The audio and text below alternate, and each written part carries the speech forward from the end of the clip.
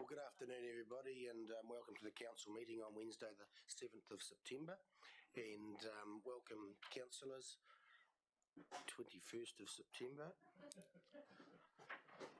Welcome, councillors, staff, media, members of the public, and those who are listening in from home. What we're going to do first is we're going to observe a minute's silence for the passing of Queen Elizabeth II. So if we could stand for that, please.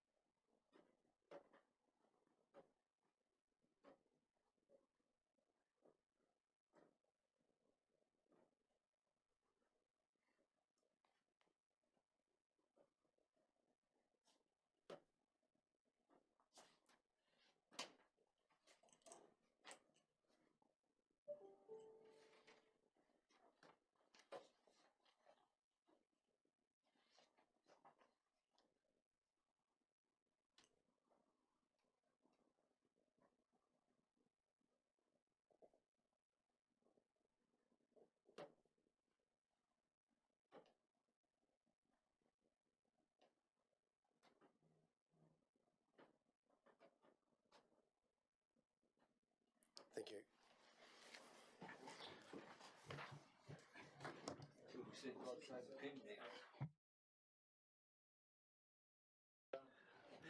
And I'll call for apologies. Councillor Cameron. I'd like to apologise. I'll be leaving the meeting very shortly and I'll be back after about 45 minutes.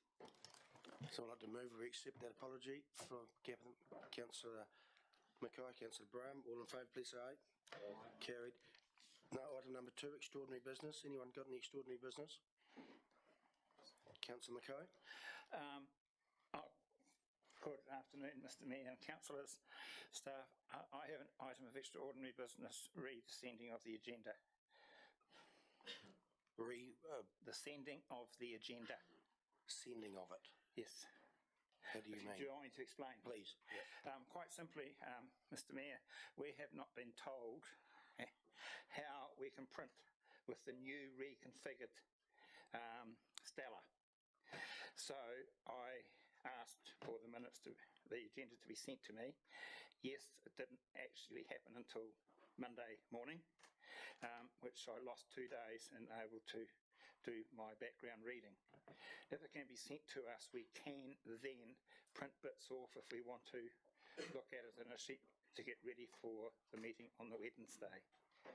We can't print off on Stella at the moment. It's a mechanical defect of the new program. So you're asking... It's not our fault, it's Stella. So I move, if I may, Mr Mayor. We'll have an item of extraordinary business and we can discuss it later. Okay. So your item is... The item is... Receiving of the agenda. Receiving of the agenda. So we'll make that item number 13. Thank you.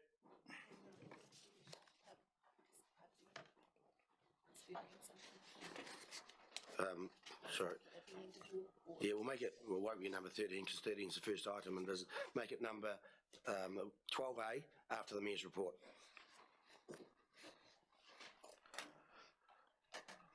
Can we move it in a second? I've made it moved. A seconder that we do that. I'll move. You've moved and Councillor Lover to second. Yeah. Any debate? Oh, if not, all in favour, please say aye. Aye. Carried. It'll be item number 12A. So let's bring it up then. Declarations of interest. Councillor Wilson. Thanks, Mr Mayor. I will be standing down. I'm an associate trustee of the Ashburton Community Water Trust, so I'll stand aside for that discussion. Okay, I also will declare an interest on item number 15 and public excluded, same item as Councillor Wilson. Number 4, confirmation of the minutes. Any alterations or additions on page 3? 3 of my pages. Page 4. Page 5. Just before we confirm them, item number 6 on page 4, road closure market day. I think Simon has all the Conditions been met? I think you might have an update for us on that, please. For the road closure. Yeah, so as of this morning, I signed a letter approving the event to go ahead, received all the paperwork this morning, so good to go. Everything's in order. Thank you very much. No questions? Good. Okay. And page number 5, no alterations or additions. So I'd like to move that the true and accurate records, Councillor Wilson, Councillor McMillan. All in favour, please say aye. Against, carried. Thank you. We'll move over to item number 5, Methven Community Board minutes. Someone like to move that we receive them? Councillor McMillan, Councillor Latham. All in favour, please say aye. Against, carried. Can I just ask a question Okay.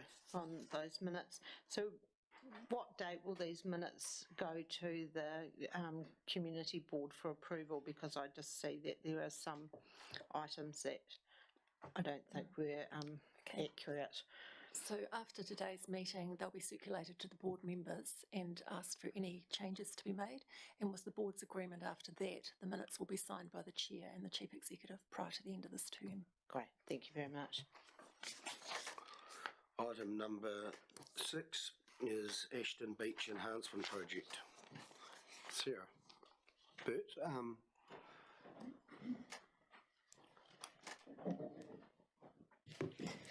anything further to add to the report? Yes, just a couple of things, please. First of all, I'd like to introduce Dr. Mandy Togger. She is an expert in this field, and you'll see that her report is part of Appendix 2. So if there's any questions in terms of the process or the content specifically in regards to lizards, she's here and more than happy and willing to answer any questions from that perspective. And clearly I've got Tanya here from a legal stance as well. Bert is an apology in terms of this report. So it's been a long journey to get to this position, and somewhat disappointing with a number of highs and lows along the way. It was born out of community consultation, this idea to have a park adjacent to Ocean Farm, where we had previously closed an area that people had used for riding motorbikes on, that was deemed unsafe due to the donga formation and the steep sort of sided land formation. So this was an alternative. We ran with it as much as we could, and we had council support to do so. So to end up in this position is disappointing, but it is how it lands at this stage, and officers are accepting of Department of Conservation's decision to decline it, and hence we believe the challenges we would face would be similar in other locations, and it might just be a good point to draw a line in the sand at this point and leave it as is. So happy to answer questions, any of us. Mandy's happy to answer some more technical ones, and we'll go from there. Councillor Miller. If we were able to have relocated lizards, do they go back to their natural habitat where they were originally, or do they adapt to another place? They can home back to where they came from if you don't take them far enough, but the evidence for that's sketchy. So we try to take them at least 500 metres, and in some instances we even put up these are skinks we're talking about here, a polythene fence to keep them in a place for a year or so, just so that they stay there and have their babies there that have no inclination to move, because for the babies that's all they know. Okay, Charles. Councillor Wilson. Thanks, Mr Mayor. This report makes disgraceful reading, doesn't it? I mean, to say council has been broadsided or sidelined or something seems to be typical nowadays. You get somebody into a corner and suddenly the author resigns. I've got a question. We built a new house in Timwall in a residential D area 6 years ago, and we've got lizards, skinks or grass lizards. I had a farm at Hines, and they're very common. So you read this report as almost as if they're heading for extinction. But I mean, residential D, you know, all the land was flattened and grassed and set up, and lizards have made themselves, actually one ran inside one day, scuttled across the floor. How actually rare are they, or is there a lot more around than is acknowledged? Your farm in Hines, was that near the foothills or way out into the plains? It was 4K above Hines, you know, it was still right out on the plains. Right, so, but it starts to get hilly about there. No, dead flat, dead flat. There's no need to be rude. Councillor Mackay. The thing is, Southern Grass Skink Stock put together an expert panel, and they make an assessment that they're at this point in time at risk declining nationally. So over their geographic range, which is quite extensive, it comes up into Canterbury, but it also goes way, way down into Southland. I was on the panel, I stepped down recently, and one of the key things that led us to the at-risk declining criteria for this one was where predator control is done effectively, for example at McRae's Flat, where DOC have done very, very effective predator control, the southern grass skink increases. So it was inferred that, well, they must be declining elsewhere. In terms of the Ashburton District, as I understand it, under the new Natural and Built Environment Act, Indigenous biodiversity is going to be led more by the regions, and I'm an advocate for regional threat classifications. So if you think about Canterbury and the southern grass skink, it would probably have an elevated threat status than at risk declining under that new act. So, you know, they're very, very scarce here compared to what they were. I think the at risk declining is appropriate for this species, and they are definitely blinking out over the plains. There are places where they're common, but not as common as they used to be. That's something I hear all the time. But you've got to think about it as a geographic scale. They are definitely declining over that scale. Does that answer your question? Yeah, or supplementary. One, we haven't got a cat, and two, any hedgehogs get the chops. So, I mean, they're both... Yeah, I'm glad to hear that. Hedgehogs are terrible things. Yeah. Oh, I think you're lucky to have them in your garden. Even baby one. Yeah, that's great. They give birth to live young, which is something a lot of people don't know. And once they may just look like brown things slithering through the grass, but once you actually get one in the hand, they're really quite neat animals, and I think Ashburton District's lucky to still have them. Councillor Mackay. Thank you, Mr. Mayor. What protection will lizards have from motorbikes in this area and the surrounding area now, after this decision is obviously made? Well, in the particular area that we proposed to turn into a motorbike park with a track involved, there will be no vehicles in there because it's an unused piece of land, so it will be undisturbed and their home will not be disturbed, so they will have safe existence. In adjacent areas where there are motorbikes already driving around on the flats, where there may also be some lizards, they will have the same degree of safety and or risk as they currently have. Okay. Councillor Falloon. Thank you, Mr. Mayor. Just a question, Mandy. Thank you for your report. It was most interesting reading. I get the feeling after reading it that it appears that no one has listened to expert advice as far as DOC is concerned, and it appears the decision has been made by one executive only. Do I read that right? Yeah, I mean, I on behalf of Bert, I took a good look at all the documentation around that decision, and a key thing for me is I was surprised, so was the DOC technical advisor, and so was the other herpetologist involved in the process. So we'd all had feedback from DOC that this was a green light, there's no problems.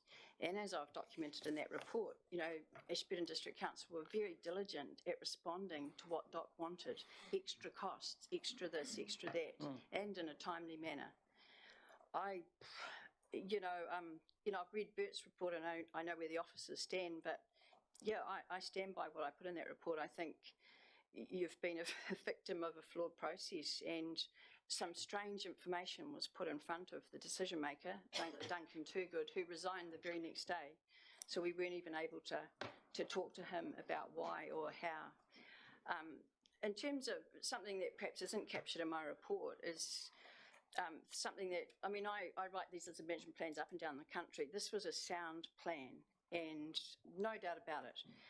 One thing that annoys me is the way DOC run the process under the Wildlife Act. They don't get around the table. Their technical people don't talk to me. We don't get around the table and thrash stuff out. And I think that shows in that report, because there was some very strange stuff. If I had a chance, for example, to edit the technical or to provide a review on the technical part of that decision support document, is what it was called, that went in front of the decision maker. If I had a chance to review that, a lot of those facts would have been ironed out, and perhaps the decision maker would have come to a different opinion. But they don't give me that opportunity, or very rarely do they. It's like your comment about the DOT rules. In my view, there are no winners out of this with what they're doing. Do you see any winners out of this, or only losers? I mean, I don't ride motorcycles, so I don't have an interest in the park itself. But I you know, it's my expert opinion that the baby was thrown out with the bathwater on this one. I think, as I put in the report, you know, the land that was put aside, I thought very generously by the council, is allowed to be cultivated by right under the plan. It was going to be set aside, protected in perpetuity forever. You can't get that level of protection with any rule in any plan. So, yeah. And just before I go to Councillor Lovett, I'd just like to make a comment myself. And you use the words victim of a flawed process, which we hear that often in New Zealand, where people try to do their best, try to get consents, and they don't get them, so they give up because of, in this case, the victim of a flawed process. It's a shame, because there's motorbike enthusiasts who like to go out with their sons and their daughters. The parents like to go out with their sons and daughters and ride with them, gives them something to do, gets them off the couch, gets them away from in front of a screen, teaches them a lot of life skills out there. Now, that won't be able to happen because of a flawed process.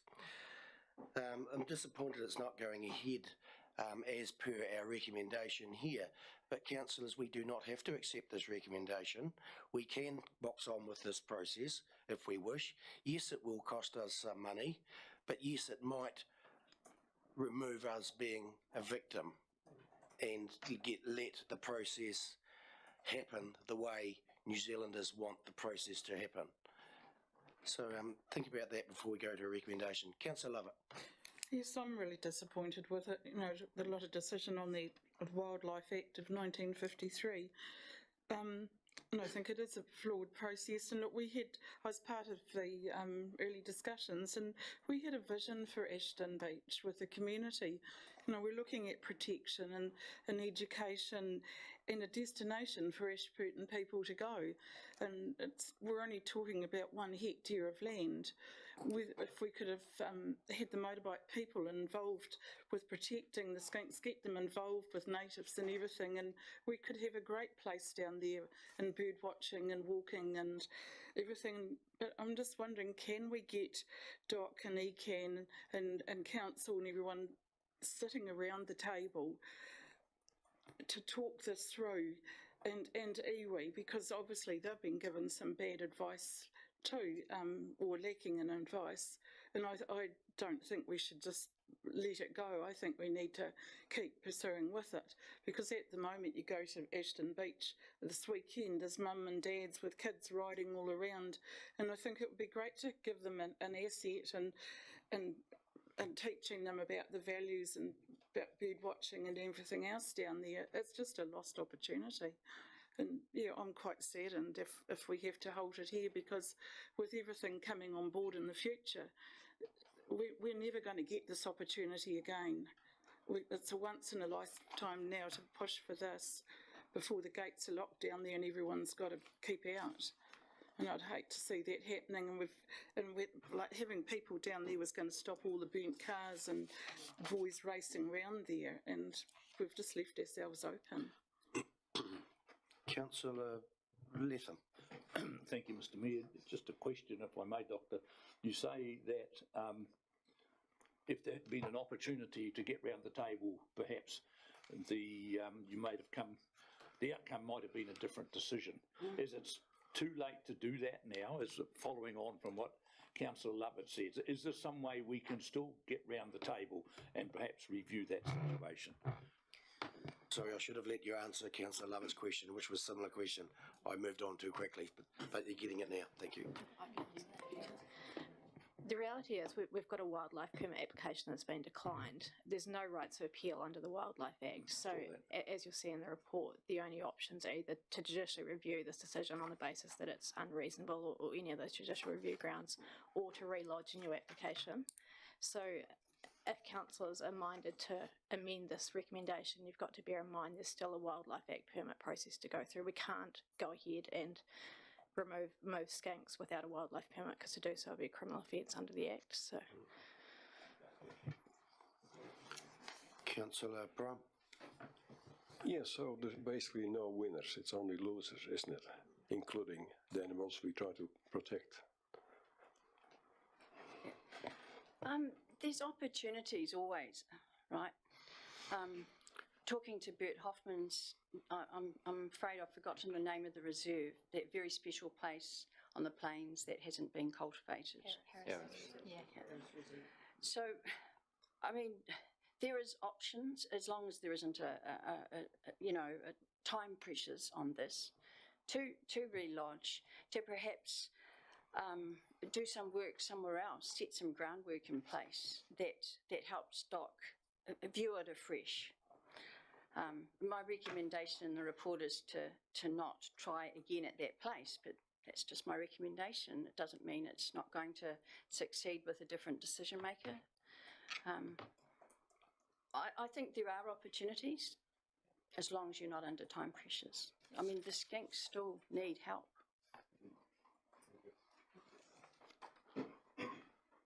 Councillor Wilson. Yeah, thanks, Mr Mayor. I see 50,000 is mentioned on page 15, I think it is, 14. Was that cover appealing the Wildlife Act, or is that, how accurate is that? And if I can make an observation, part of the question, to get DOC to backpedal, those sort of organisations never backpedal, do they?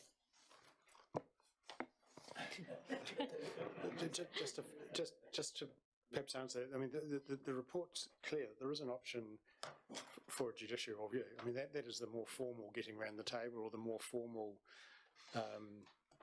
approach to having this whole matter reconsidered. It wasn't the officer's recommendation, because we spent a lot of time and effort getting to this point, and you just get to the point of the brick wall still being brick and your head starting to hurt. And so our recommendation is clear, but at the end of the day, if council feels strongly that the flaws that have been outlined by Dr. Mandy need further clarifying, then we can seek a judicial review. It's just that wasn't our recommendation, but that's the way to get them to really have an independent party, i.e. the courts, examine whether the process was fair, and whether they did take into account everything they should have and read every report that they should have, etc. So that option exists. We've got three options in front of us, 1, 2 and 3. The recommended from staff is option 2. Doesn't mean to say you have to take that option 2. There's 2 other options there as well. Councillor Lovett? I was going to ask, if we pursue with this, is there land on our Ocean Beach farm that we could push back into there, keeping the motorbike park down there? Have we got land we could go and expand into down there, and only using half this 1 hectare site? Through you, Mr Mayor, I guess the advantages of this site was it was unused by the farm, and hence it didn't inhibit or curtail that operation. So hence we saw it as a positive, as opposed to claiming land that was used for another purpose.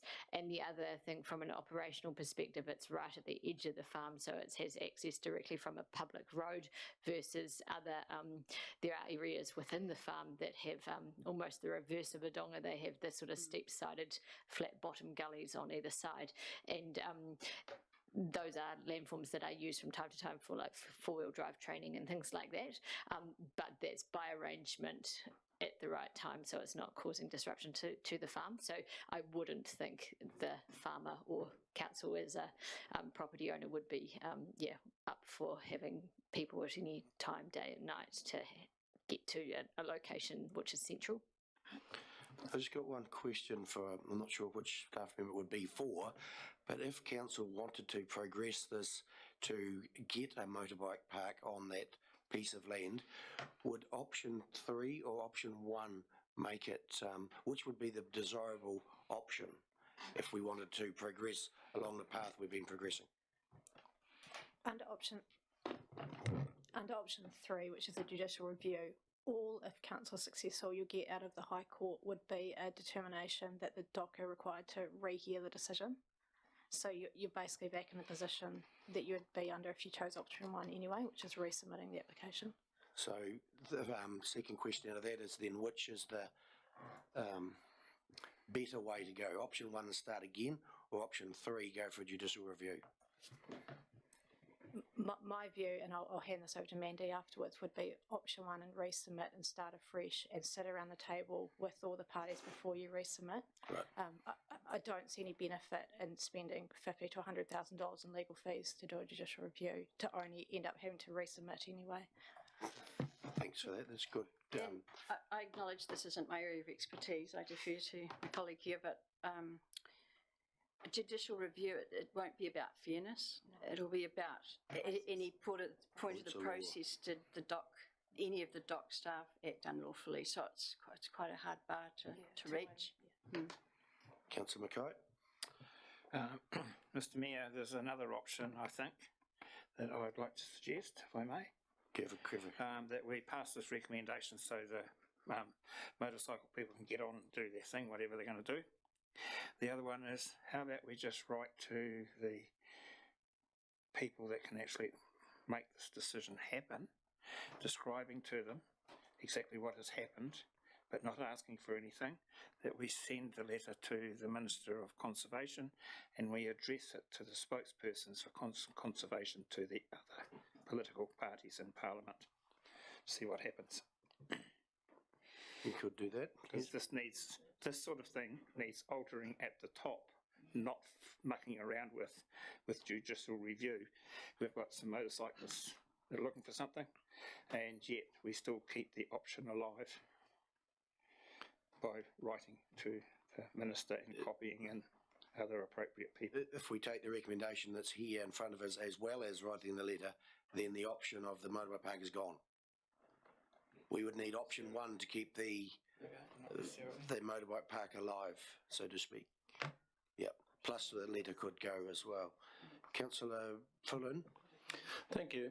If we were to proceed with option 1, what is the likelihood of success in getting all different parties round the table and making sure that they make the decision based upon sort of peer-reviewed information type of thing? Because if we're really going to be no further ahead than where we are now, do we not just accept the recommendation and get on with it? Well, you'll be getting on with nothing, which will not appease the motorbike people. Councillor Latham? Thank you, Mr Mayor. I don't know whether you're at the stage to accept a motion regarding the recommendation, but my thoughts are that we should accept that the risk, the reward and the risk doesn't equate properly. I think we should go with the officer's recommendation, but follow on from what Councillor Mackay said and make it known in higher authorities that we're very, very disappointed with the process. It seems to be a flawed process, and we should make it known in the appropriate quarters. There will be no winner. There will be no motorbike park where they want to have a motorbike park. if that is the option, if you wish to take. Councillor Hamish, you? Thank you, Mr Mayor. I wonder if Council does have a mind to follow the course of action Councillor Mackay referred to, i.e. to make senior government ministers and opposition spokespeople aware of the issue. It may be better not to pass any other resolution than just that, because it does seem to me that if you pass option 1, where you're saying you're going to discontinue any further action and then write a letter to the minister on the back of deciding not to do anything, that it's a little bit inconsistent. So perhaps you'd be better just to say, express your concern as this debate is showing, and simply resolve to take the matter up with those political representatives, and you've essentially suspended whether you're going to do anything further. You've suspended any decision on a judicial review or starting again or a different site. You just simply haven't resolved those matters yet because you're wishing to take it up with political figures. Seeking advice here now, if we let the matter lay on the table, pending a letter to be written to the Minister of Conservation, informing him of what's gone on, and we're waiting his reply, because it is a him, I think, and then bring this matter back to the table and make a decision after we've heard from the Minister of Conservation. That's right. I'm not sure if the language about letting it lie on the table is quite right, because I think as soon as you do that, you can't do anything past the one about going to the Minister. But I think if you just simply resolve to refer the matter to the political figures and not pass anything else, that would essentially give effect to what you're saying. Okay, we've got 2 more questions. We might go that way if we desire. Thank you. My question is, if we did submit a revised application, how much time and resource is that going to take? Because we know how long the journey's been up to now. Yeah, it's not something I put my mind to before I came here. So I'm off the hoof. If Bert came to me and said, look, the council are interested in revising this, resubmitting, what do you suggest? The first thing I'd say is get round the table with iwi. You know, what happened there? Why wasn't the iwi relationship such that it was predictable what they would say?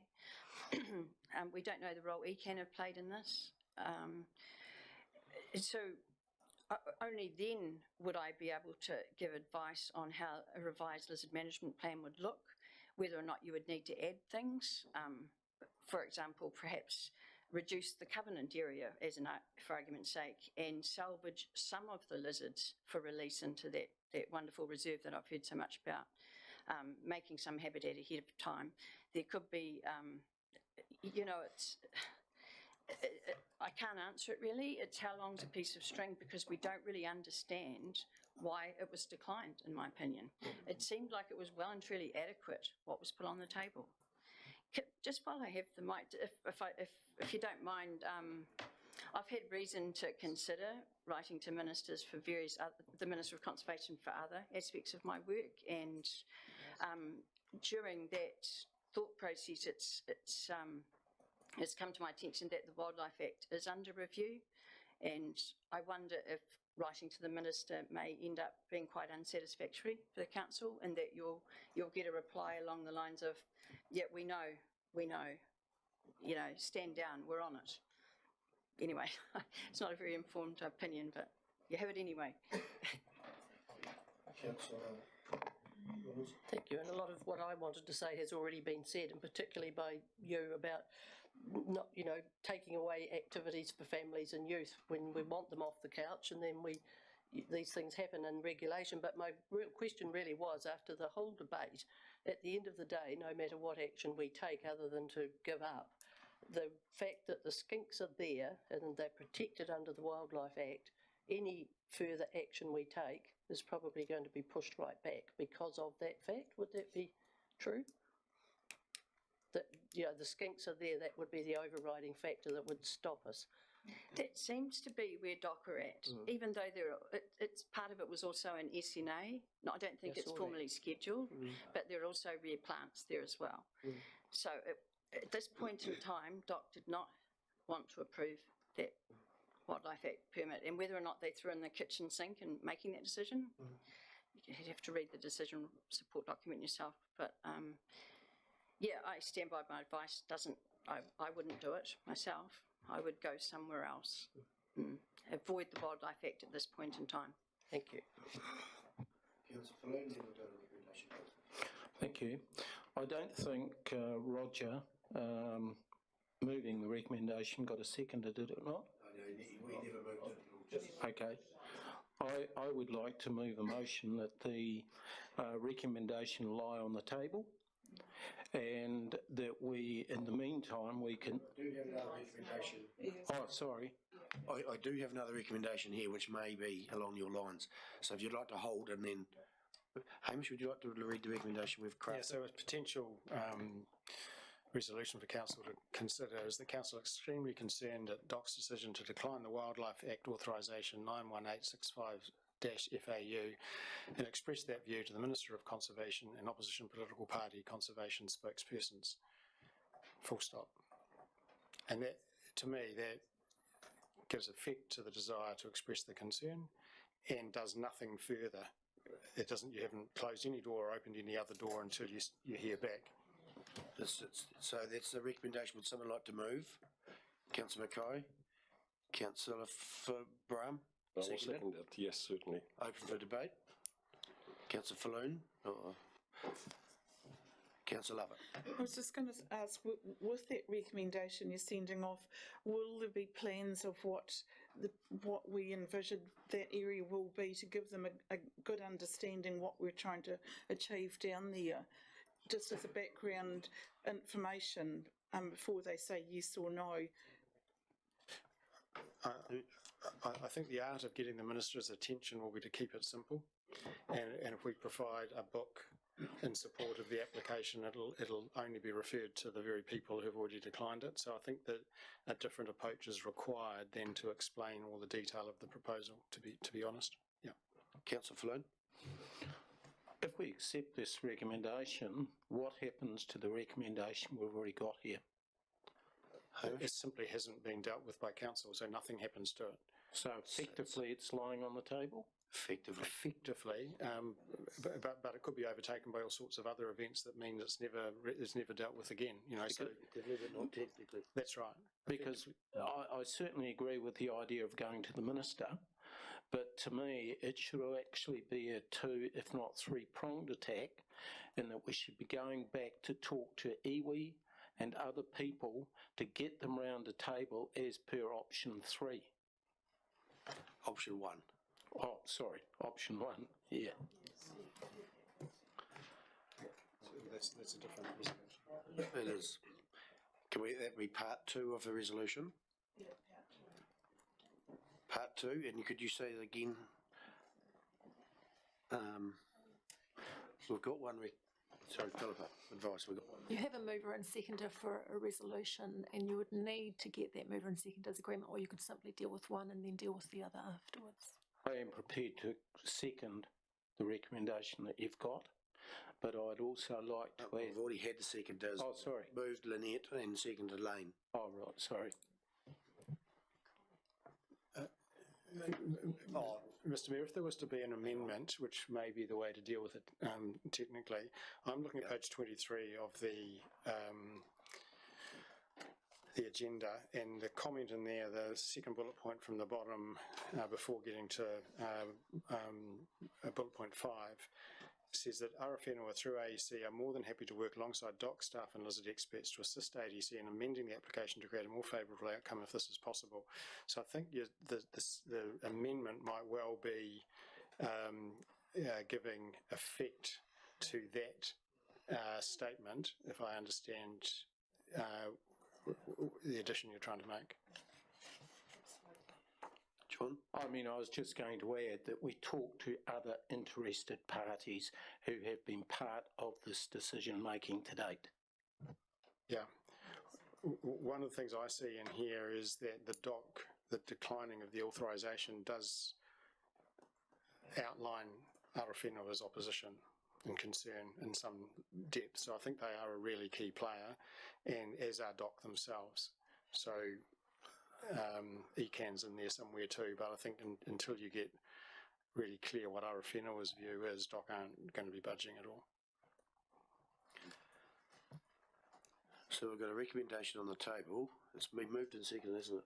It has. John, your addition was probably picked up in the report that the meetings happen.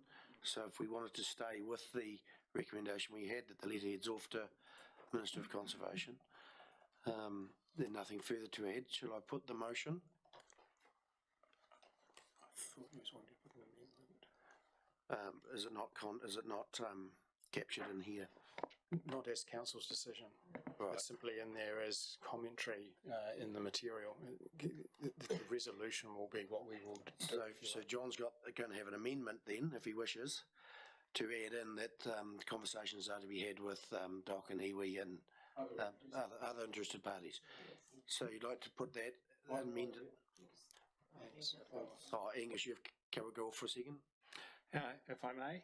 No, you just as mover of the original motion, I'd be willing to have that as a part two. Right, Angus moved it. And Lane seconded it. Yeah, happy to have that added. Move and a seconder. It's now part of the recommendation.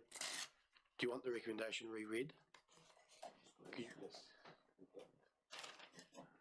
While he's crafting. Good on you.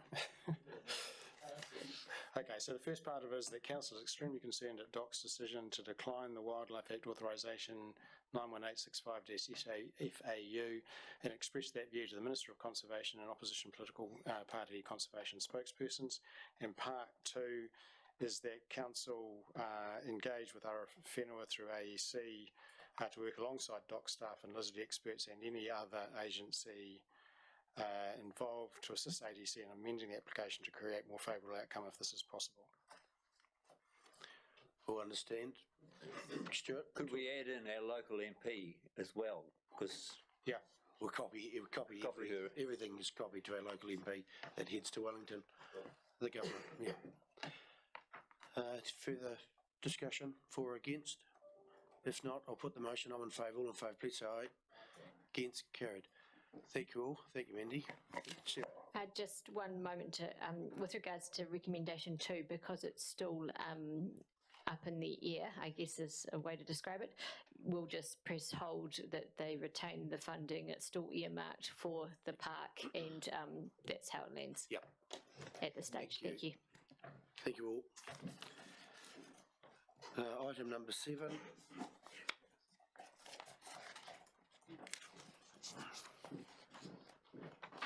Page 34, use of footpaths for alfresco dining policy review. Mel, Tony? Through the chair, thank you. We'd just like to add that as this policy touches on lots of areas within council, we've got staff from different teams here to answer any relevant questions. Councillors, any questions on the policy which is going to go out for consultation? If we approve it today, for consultation? Doesn't look like any. Anyone prepared to move? Yep. Councillor Rollinson? I'm prepared to move it. We gave it a good discussion when we went through the policy review, and I think it's come out as we intended. When we workshopped it, yeah. Yes. Councillor Lovett, seconded. I'll second. Any further discussion, debate, for or against? If not, put the motion. I'm in favour. All in favour, please say aye. Against, carried. Thank you. Next item is Transwaste dividend update.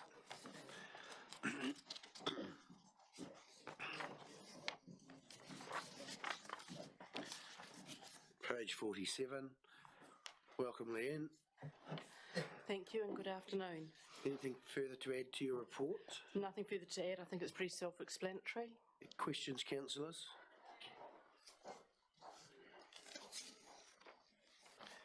If not, no questions. Someone prepared to move? I'll move the recommendation. Seconder, Councillor Letham. Wish to speak to the motion? No. Councillor Falloon. Sorry, I have got a question, if I may go back. Take a question. Technical question. basically the equalisation as per the CRL JC, is that inclusive or exclusive of GST? In other words, do we have to return GST on that money that we're receiving? I'll need to check that, I'm sorry. I'm not 100% sure. I'm looking at the Appendix 1, but it's not clear on that, so I'll need to come back to you on that one. Because it is included as part of your overall gross dividend income. Through the chair, we've included a sundry income because it's not a dividend, which in my first thought says it would attract GST, but I'd need to go back and confirm that. So we'll hear back on that, but won't make any difference to a decision today. But the recommendation that council receives the Trans Waste Dividends Report. We'll put the motion. All in favour, please say aye. Against? Carried. Thank you. Next one is number 9, carryover report from 21-22. And again, Leanne. Yes, apologies from Erin. She's unwell today. Again, take the paper as read. Happy to answer questions. Councillor Mackay. Thank you, Mr. Mayor. On page 56, number 13, stock water. What will $148,473 actually do?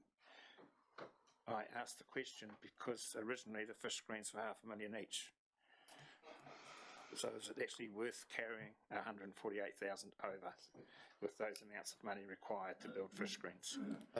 Through you, Mr. Mayor, the explanation goes on to say that it's for detailed design. So no, we don't expect to build the fish screens for that money.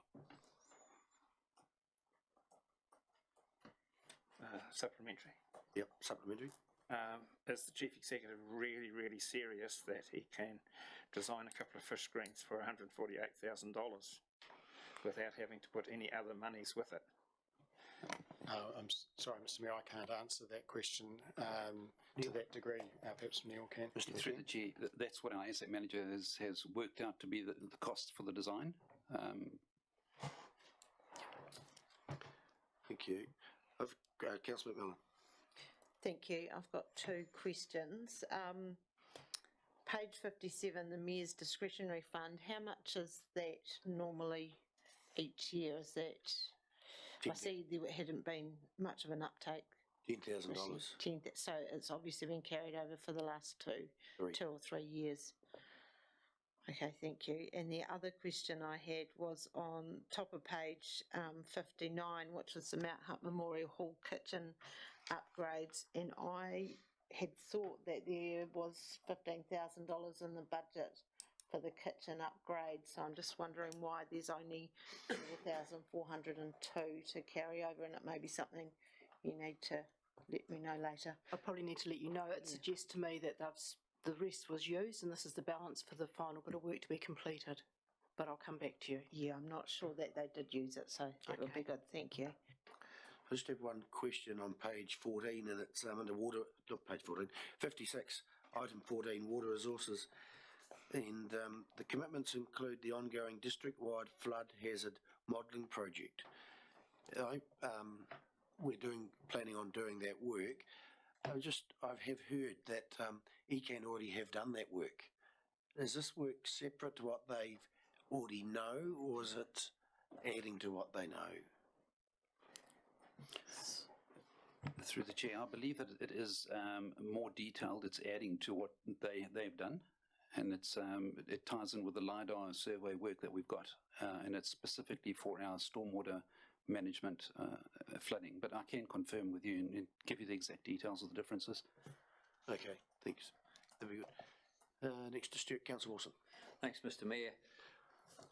13.9 capital expenditure and 708 more or less operational expenditure. What page you? That's the total on page 65. That's huge. I know there is some as far as drinking water because of unavailability, but that's a huge amount of capital to carry over from last year. Council's inclined to do that. I don't know why, In private enterprise, if you budget to do something, you do it. Every year we carry over a huge amount of money. I can't understand why we don't get on and spend it. COVID and... Leanne? Through the chair, if you look at page 53 and the bullet point 4 under drinking water, the work has started, but there were delays for the start, which is why we need to carry that over and complete the work. Thank you. Councillor Lovett? I'm just going to ask about Ocean Farm.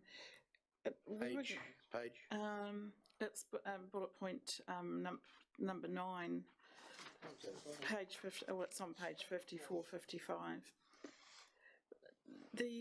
We were going to get a report on this or updates through the year, last couple of years, and nothing's ever come of it, and it just seems to be carried over, and yeah, what is going on down there? What is in the budget for it? Are they still working on the sprinklers down there, or others? Yeah. Yeah, they are still busy working with ECAN and looking at what compliance requirements are. So they're working through the detail before we can get a more accurate amount. But that's basically to just cover this continuing work with defining exactly what's required and what can be accepted. Okay. I think where Councillor Lovett was more coming from was there was a trial being established down there, and the results of it should be in by now if it was completed. I think that's... Okay, I'll follow up on that, and we'll report on that. Yeah. Councillor Falloon? Thank you, Mr Mayor. Like Councillor Wilson, I'm pretty staggered the amount of $14.5 million in carryover. Just seems to go up every year. The question I have, though, is does all of this relate to 1 year, or how long have some of these carryovers been carried on from previous years? Hamish? We'd have to do a separate exercise on that, because each year there is a carryover resolution of council, then that gets added to this program. So how far back it goes, we would have to do that separate exercise. I think council should note the extraordinary 12 months we've had in terms of capital projects, though, and while we are delighted to be in an almost post-COVID world, the 12 months to the 30th of June were not a post-COVID world, and if you recall the amount of commentary on supply chains, on resource shortages, on cost increases, on a whole host of lockdowns and disruption, that was the year in which we were trying to complete some of these projects. So we're getting it now in September 2022 when we're happily meeting without our masks on, and almost all restrictions are lifted, but that simply wasn't the environment for the 12-month period that we're considering. We're very conscious, particularly of the capital work program, and I think we made commentary last year that the program we had in front of us was large, and that there was a lot that we wanted to get through, and that we would, we'd need a fair wind and to get through that, and we haven't been completely successful, and we need to keep examining how we can continue to do better. But that 12-month period was an extraordinary time in New Zealand's history, and a lot of it collided around trying to get capital projects delivered. So I certainly don't want to make excuses, because we in the office would also like our delivery to be much closer to budget expectations than it is, but it wasn't a straightforward 12-month period. Councillor Wilson? Thank you. 2 questions. One was the Mayor's discretionary fund. Did we not utilise, or some money was taken or granted in the 2021 flood? I know there was lots of other funding came in, but I thought I recalled the fund being used for that purpose. Some small amount was, yes. Must have been small, because if it's 10,000 a year and it's got 19,000 in there, it just made me think straight away. I thought I recalled it being reported that some was utilised. Yeah, I think you're 100% correct. Some was utilised. If you take a 3-year term, there'll be 30,000 in total. And if you may also remember, in COVID, part of my salary went into that fund as well. So some of that was distributed through the floods and other things through the years as well. So if you took 30,000 over the 3 years, 11 or be more than that, probably 12 or 13's been spent. Thank you. And my second question was around on page 58 on Stella, the carryovers for the Art Gallery and Heritage Centre. Now, it seems like 2 years ago we were up on the roof looking at where those new units should go. So I'm assuming, am I correct, that that is the project that's still not done? I thought that was finished. That is correct. We tried very hard to have an alternative process of putting the plant on the ground. And I think Council's aware that that required agreement with the neighbours. We were unable to reach agreement with the neighbours. So in the end, the big repair or the upgrading of that particular infrastructure needs to wait for a resource consent application in about 2025. Yep. It's unbelievable. We've been talking about spending the money to repair that building as long as I've sat at this table. So just following on from that, then those monies, if it's not, they won't be expended until 25 to put the air conditioning on the ground. If a consent is successful, we should remove it from the budget then. Because you've done the immediate remedial works have been completed and the building is watertight, not the best outcome we haven't got to yet. That's right. On page 58, Mr Mayor, of the agenda, we are suggesting completion might be by June 2026. I guess we can continue to seek a carryover all the way through till 2026, or we could abandon it and seek new funding in the year in which we're going to do the repair. Either way, we'll need financial provision lined up to when we are able to proceed with the work. I think both options will be loan funded. So once you've got the consent and you've got the project costed, then you come back to an annual plan process and get the monies all through the LTP. Yes. Otherwise, we're going to push this next year and we're going to push it the year after and the one after that.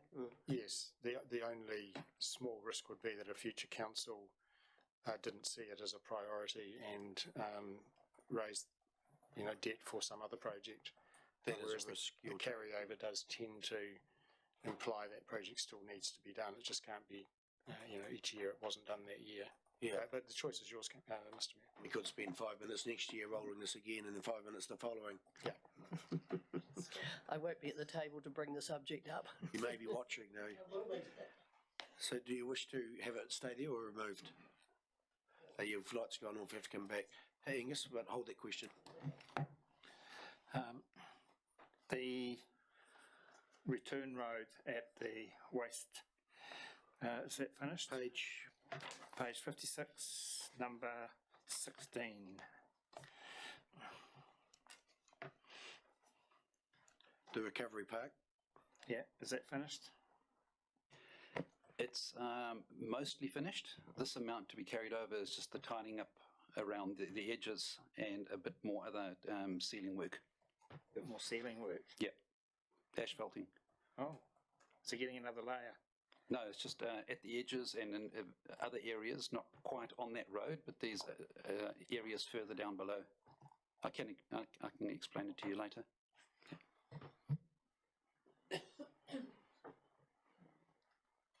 Councillor Falloon? Thank you. Can it just be confirmed that the carryover is covered by current funding arrangements, but because there is $14.5 million of carryovers, we are likely to see some cost increases because these projects are only partly through their consummation type of thing, and that would presume that the new arrangements or any extra funding will have to come back to council for tick-off. Through Mr Mayor, yes, I think that comment has validity. Some projects have been let and the work just not completed, and so that may be that they won't have cost escalations over and above the contracts that have already been let. So that won't be true in all cases by any means, but in some cases I'm sure there will be escalation by the time it's completed, and there'll either need to be reallocations of existing budgets to get that work done, or we'll have to come back to council to seek additional revenue. Councillor Wilson, did you want to have that one removed because it's so far out? I honestly don't know. I think the financial people would have better advice than me about that. I mean, yes, I would say remove it if it's, as long as you can get it back in there when you need to. And if it's loan funded, I guess you can get it in at any point. Leanne? Through the chair, so by leaving it in here and yes, running it through every year, it does signal that it has been ring fenced for this piece of work. Alternatively, yes, we can bring it to another annual plan or long-term plan at a later date. I guess if I was honest, my recommendation would be to leave it and ring fence it and continue to keep it ring fenced until 2026. I'll take your advice. Thank you. No further questions, councillors? There's a recommendation in front of us. Someone like to move? Councillor Falloon? Councillor Brown? Yeah. Seconded. Any further debate required? If not, I'll put the motion. All in favour, please say aye. Against? Carried. Thank you. Thanks, Leanne. Next item, number 10, District Licensing Committee Annual Report. Rick and Jane.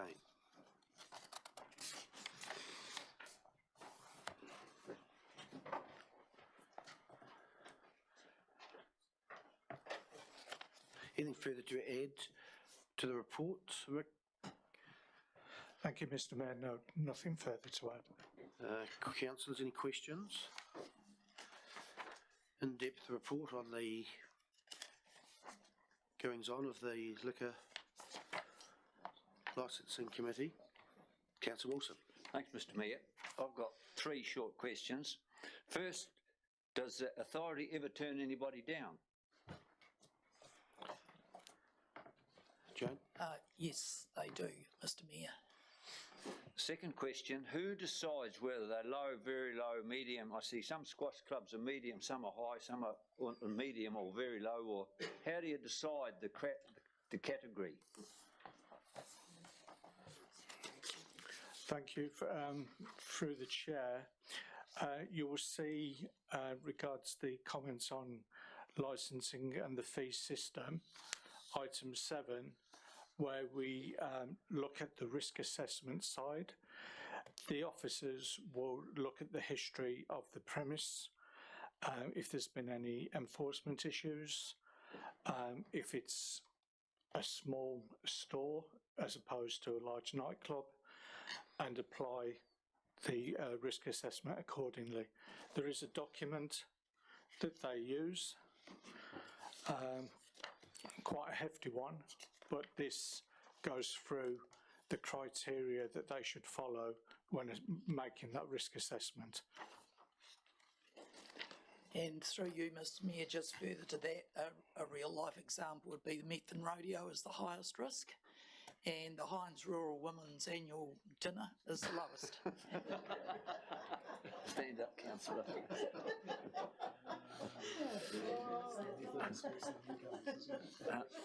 Perhaps a spot check on the latter might change that view. It's so low risk that we don't check, Mr. Mayor.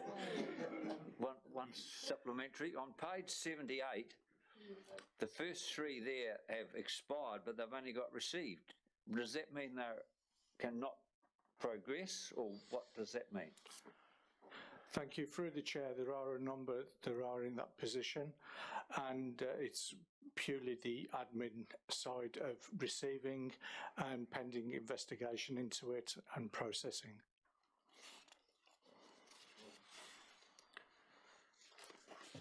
Councillor Miller? Thank you. I've just got a quick question. It might be a very dumb question, but when a business sells, do they automatically have to get a new licence, even if they keep the same name of, I'm just thinking of a restaurant, etc.? But through you, Mayor Brown, they have to apply for a temporary authority.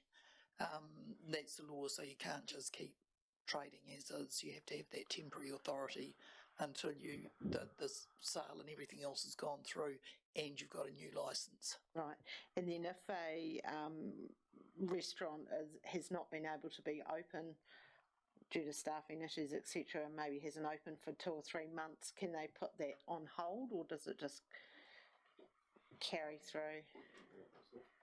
No, we wouldn't put them on hold. They would just carry on with their normal time frame until it expired, and then they've got to have applied again before it expires. No further questions. I have a recommendation in front. Someone like to move in second? Councillor Lovett. I'll move. Councillor Rawlinson. Any further debate, discussion? I'll put the motion. All in favour, please say aye. Against, carried. Thank you. Next item is the dog control policy and practices report 21-22. Again, Rick, anything further to add? Thank you, Mr. Mayor. No, nothing further. Sorry. Questions, councillors?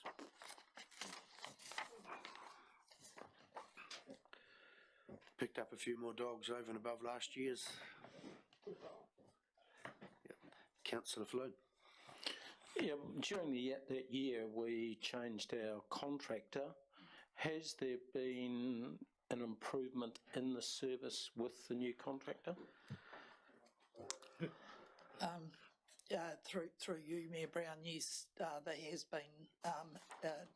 Talbots have got, I think, 10 warranted officers, and they're not all out there at once, of course, but because they've been trained and warranted, they might be out there doing other duties, but they're also seeing dogs and dealing with them at the same time. Been very proactive about approaching people to talk to them about the rules when they see them off leash in places where they should be on leash and various things. They don't just sit in a vehicle, they actually get out and patrol on foot and go and talk to people. Yeah, we've been very impressed so far with the level of service provided. And you can see a lot more registered dogs. No further, Councillor Latham. Thank you, Mr. Mayor. Just a general inquiry. The definition of dangerous dogs, and I see here dangerous by sworn evidence, does that occur after there's been an incident, or does somebody just voluntarily come and say, well, I've got this breed of dog and it could be declared dangerous? Thank you. Through the chair, the sworn evidence can come both ways. It could be sworn evidence from the animal control officer or from the owner as part of an investigation. They could make a sworn statement that they agree the dog is dangerous. But I think to answer your question, that would normally be through us taking action through prosecution. Yes. People wouldn't normally volunteer that status. Someone like to move the recommendation?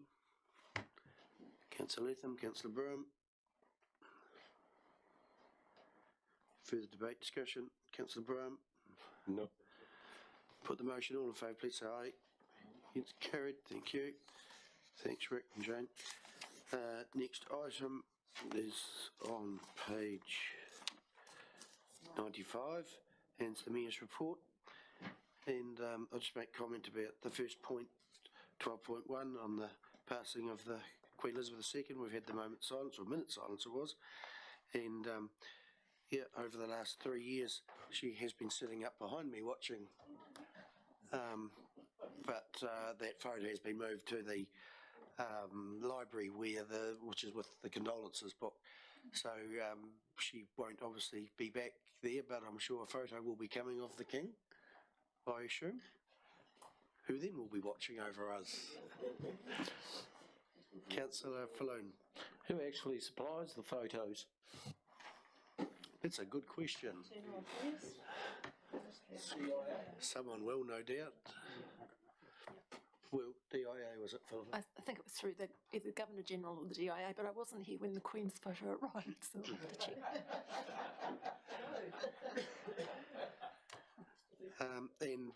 I attended a service at St Stephen's last week for a memorial service for the Queen, and also spoke at that service as well.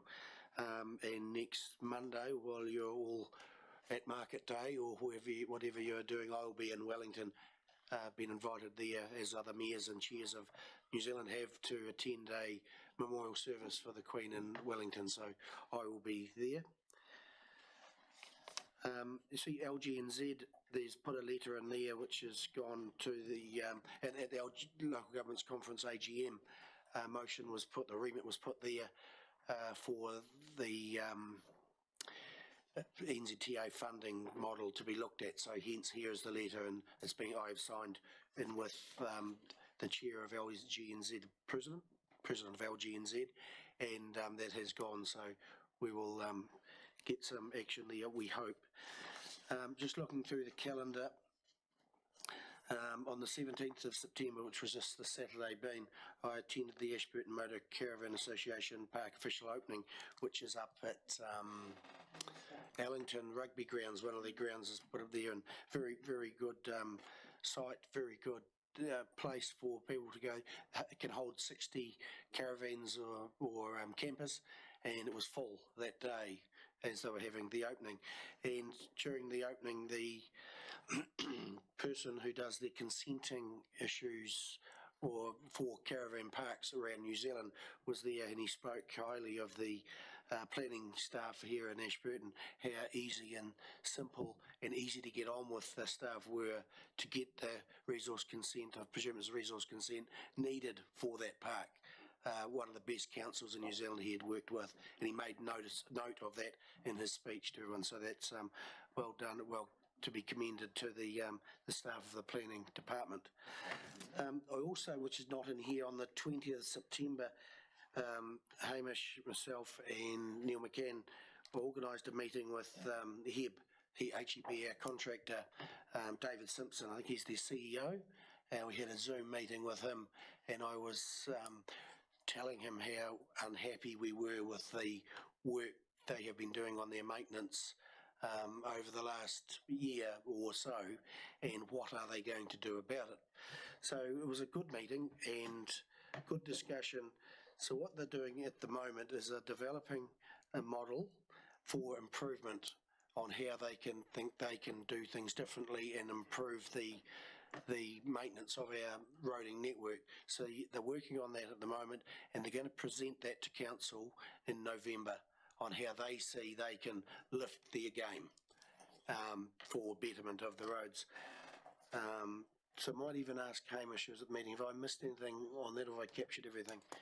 The only thing I would add is that we reflected with their representatives on 2 wet winters, and we reflected on the insufficient funding across New Zealand to maintain the network as our communities expect. So the context to the discussion of what can we do started with a general acknowledgement of the adverse conditions that everyone's been facing, and the fact that there's just simply insufficient money. And then it moved to the point that the Mayor has raised, which was, well, acknowledging those constraints, how do we make scarce resources go a bit further? How can we do better in the context of the overarching concerns about the roading network? So Mayor's quite right to say that's where we got to, and certainly we're looking for those ideas of a slightly different way of working, or how can we make progress with the constraints we've had. But we all kind of agreed that a lot less rain in the winter and a lot more money for the network would go a long way towards a material improvement in the situation. And those things, I think, Mr. Ware, was really good to acknowledge that those conditions are fundamentally at the heart of a whole lot of the problems of the roading network across New Zealand. And there was a lot of reference to needing to do better here in Ashburton, but acknowledging that the network across New Zealand is highly stressed, that the state highway network is developing maintenance issues that we've probably not seen in the last few decades, and that there's many parts of New Zealand that are suffering the same sorts of degradation that we're clearly noticing here. So the context was important to the what can we control? Well, local government New Zealand is seeking the review of funding. The weather is the weather. But how can we do better with the resources we have? And that's what we're looking forward to for that presentation in November. Yes, I think it was a good, productive meeting, and I obviously initiated it, and from what we've been hearing in the last wee while and around the district. We're just promoting that to the contractor and obviously with the letter in there also to the Minister of Transport. It's being targeted from all angles, so we try and do better. Councillor Wilson. Thanks, Mr. Mayor. Since the weather's cleared up, any snaps, ends and solve that I've sent in and being done that I've noticed, they're lasting, well, they haven't broken up at all. I think if we could encourage people to report potholes when they're small, it's so much quicker and easier, and to me they last a lot longer.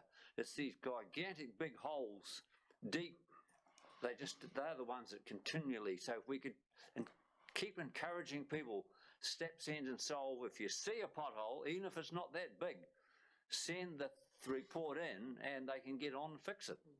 Every person has a piece of road outside their property. They need to take not ownership of it, but stewardship of it. Yeah. And if it's not right, snap, send, solve it in. And if they all did that, we'd be onto it, like you say. Yeah, so there's something for the homeowners to do who live outside a road. Hamish? Thank you, Mr. Mayor. And yes, we encourage the use of snap, send, solve. It is by far the best way. The HEB guys did point out that in the middle of winter when the ground is wet, there is almost no technology that can fix a pothole beyond a couple of days. So while we get a lot of criticism and a lot of feedback about, fix them once and fix them right, when the ground is wet and you're in the middle of winter, there is almost nothing you can do to fix the problem at that point. So the trick is to do a really good job of the rehab work when the weather's great, so the water doesn't get in when it's wet. Councillor Lovett. Leading on from that, is HEB, it's a big company. Are they doing any investment and development in new materials to put into their system with the potholes?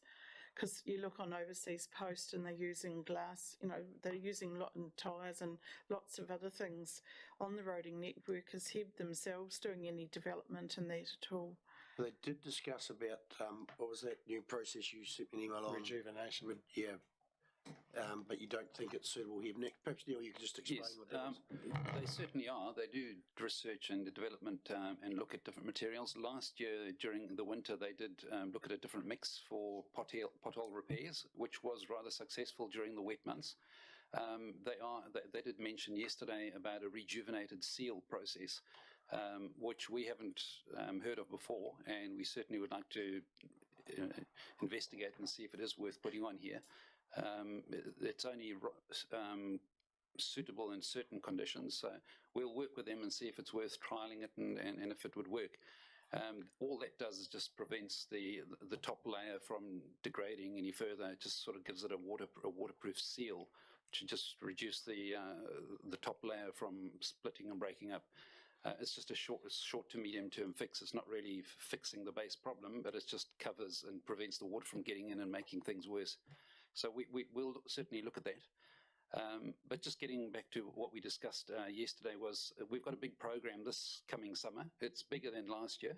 And although in our other activities with our delivery of our capital works program, roading, we managed to deliver our whole capital works program last year. And this year it's even bigger than the last year, although we had the flood damage on top of last year. We have got that extra 1.7 million and the teams are ready and are starting and it's all being programmed. There's no delay. They're ready to get into it and they have got extra resources. So this is going to be this summer that we want to see delivery and an improvement of the assets, because a lot of money is going towards it and a lot of work has been done in setting up and programming the works. So we with HEB are looking forward to a successful summer roading program. Not only HEB and yourselves, we are too. Yeah.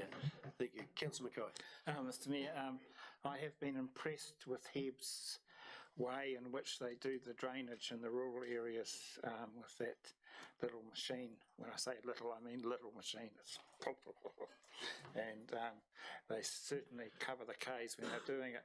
But the question I actually have is, snap, send, solve, do we reply to those? Sorry, Mr. Mayor, yes, we do.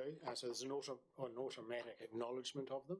So if you send a ratepayer, a community member sends the SNAP solved, then they will get a response back saying, thank you, we have received it. And then we have developed over the last 2 years, I think, a system of actually giving a substantive response as to what we've actually done about the complaint when we get it. So that's, I'm sure it's not completely flawless, but we do endeavour to respond both firstly to acknowledge receipt and to acknowledge the substantive issue. I'll give you another week. Yep. Again, get back to the Mayor's report. Also, the 9th of September, the Canterbury Mayoral Forum through a Zoom met with the Crown Research Institutes, and this is on page 95, and was looking at, they were scientists, and they were looking forward, and in 50 years' time, there's going to be a lot of hungry people out there progressing and looking into the future, because we're heading for 10 billion people and we won't have the food to feed them. So them being the scientists were thinking that the only way this is going to happen is through genetic editing.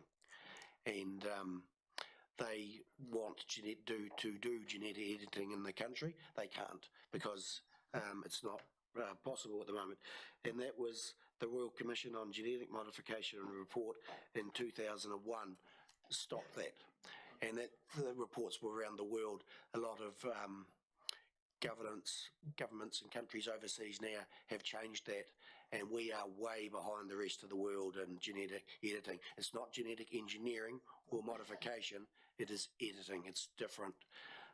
They believe it's safe, but that's why other countries are doing it. And if we're going to feed the world in 50 years' time, something needs to happen, because you're not going to do it the way we're doing it in New Zealand at the moment. An example they had was you could breed sterile wilding pines and you would have no more wilding pines. You could get rid of the possums, the pests of the country here with it if you wanted. Also they talked about developing in a high metabolizable energy grasses, ryegrasses. We've heard about that, which happens in Canada, designed here. They also talked about a startup company that was into genetic editing. It was a New Zealand company and wasn't allowed to do it here, so it moved off to America. It's now a $2 billion company, very successful in America doing it. It was lost to New Zealand, but very political. And the Mayoral Forum has decided when they meet in November, whoever the new mayors are, to pick it up and take it to government of the day and say it needs to be re-looked at. Not necessarily saying do it, but let's have another look at it. And these three scientists who are on the call just says, we are so far behind the world and slipping back further and further. But New Zealand needs to have the debate on it. So that button will be pushed later part of this year, early next, through the Mayoral Forum. So that was quite an interesting Zoom I had there. So that takes us to the end of the Mayor's report. It's only 2:25 2. Oh, there is? Okay. I was trying to stretch this out to 2:50 for the new staff, but we're going to have a cup of tea first.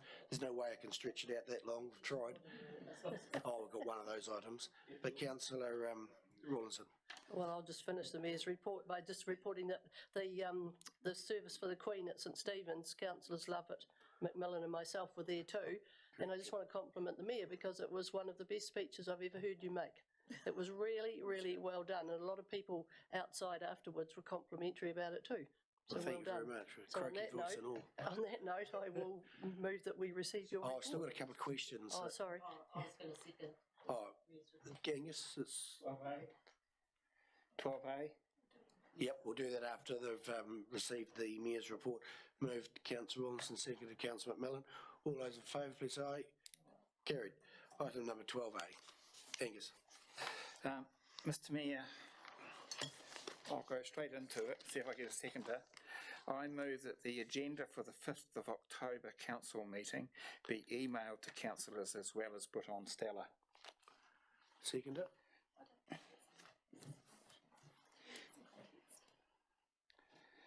We'll do that in debate. Seconded. Councillor Falloon. Speak to the motion. Mr Mayor, I'm one of those ones that looks at the agenda for the coming meeting.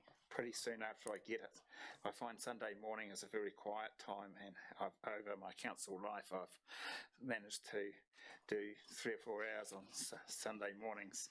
That saves me doing a day during the week, because I have no interference. I'm able to get on. And you might notice that I have a habit. Some of you might notice I print some stuff off occasionally.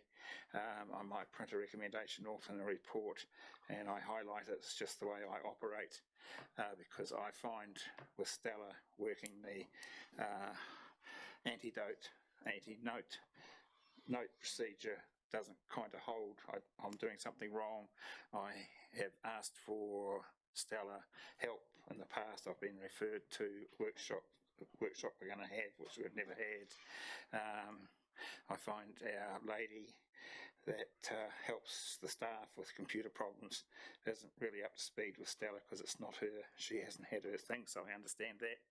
And I just thought that seeing the Stella program has been slightly changed, I've been told, and the print option isn't as good as what it can be. No one seems to be able to tell me how to operate it. So I just thought for the last meeting that I might try this, see if councillors would agree, because I understand that when the new tablets are handed out or whatever's handed out, that there may be a new program or something in the wind coming. I have had it referred to me by the Chief Executive. I think it's a great idea. You may remember I have actually suggested to the Chief Executive in meetings that we relook at the Stella program because it doesn't seem to deliver in an easy format or makes it easy to work for people like myself who are obviously computer illiterate. So I just thought that I would try this way of moving a motion to see just for the one meeting for the end of the year.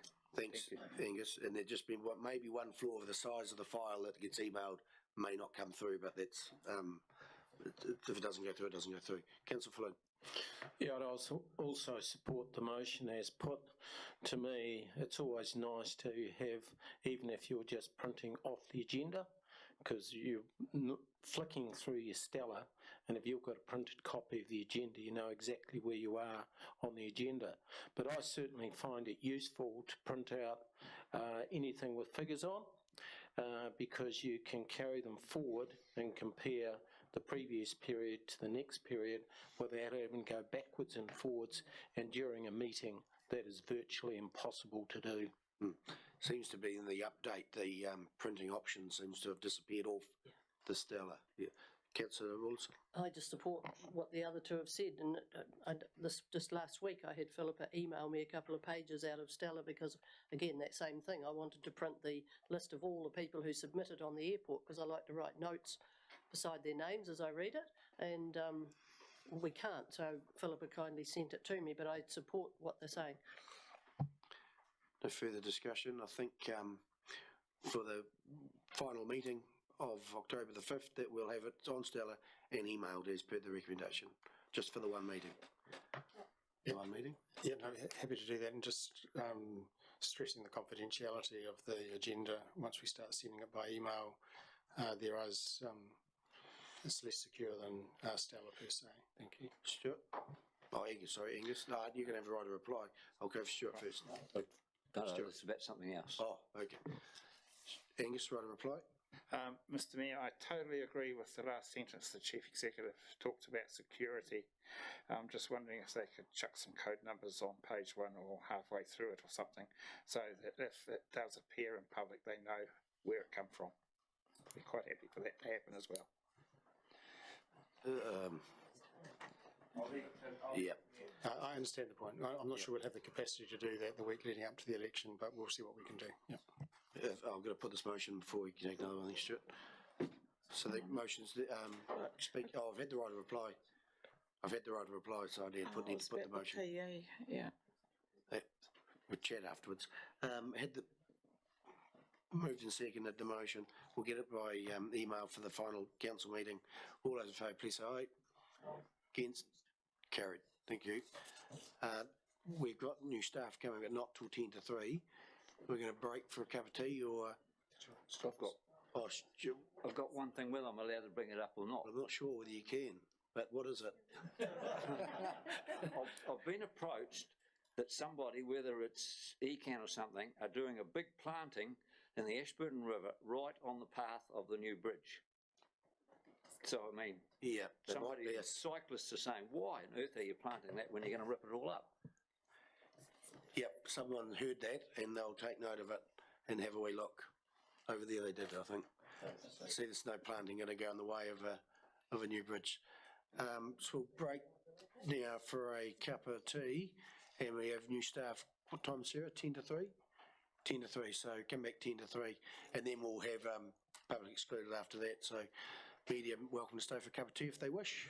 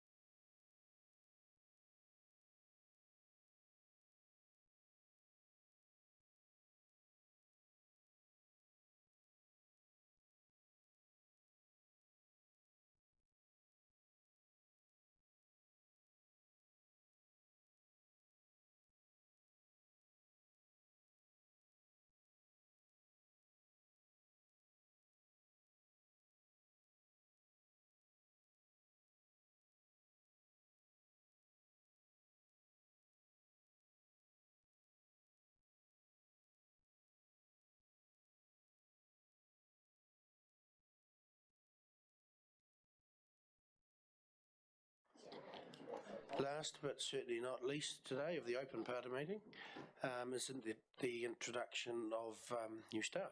So Sarah, I'll pass over to you. Thank you very much, Mr. Mayor. Today I'd like to introduce 3 new staff to Council. I know you've informally met them over a cup of tea, but in terms of formally, we've got Hannah Herbert-Olsen, who is... yes, perfect. Put your hand up. That's much easier than me describing lefts and rights and us looking in the wrong direction. And she's our collections and exhibition assistant over in the Art Gallery and Museum, so that's fantastic. We've got Tabia Latif, and she is our policy advisor. So she's working in Tony's strategy and policy team. And we have Sarah Davidson, who's our events advisor, and she's part of our economic development team.